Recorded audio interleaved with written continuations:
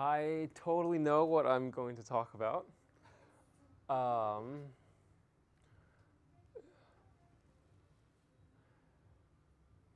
It's whatever I'm about to say. Whatever extemporaneously comes out, I will retroactively declare as having been my intention all along.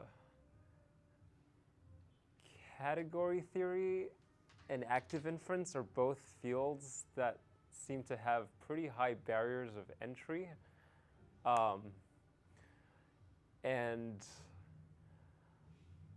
my sense is that a lot of the good intuitions about phenomenology and cognition and behavior that active inference people have figured out, the category theory people would benefit a lot from.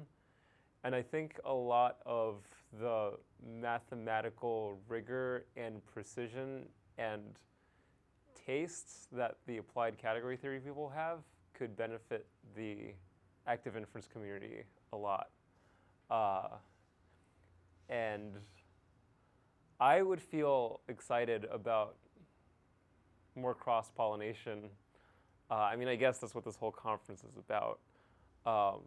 I'm excited about Toby as a trailblazer, as someone who's like actually got feet firmly planted in both fields. I need help. Yeah, Toby needs help.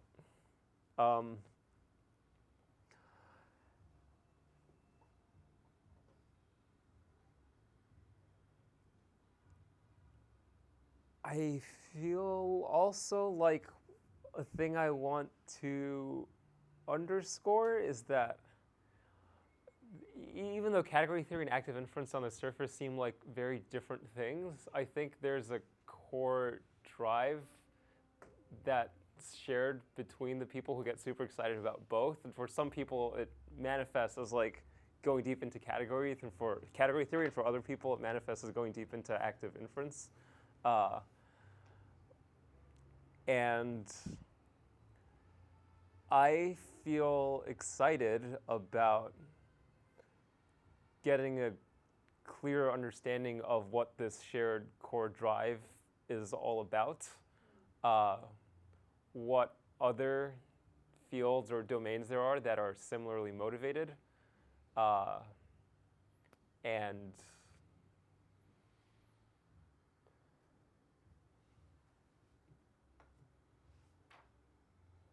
I think it's ultimately about the mysteries of the universe and figuring it out, which I think might happen in the next few decades.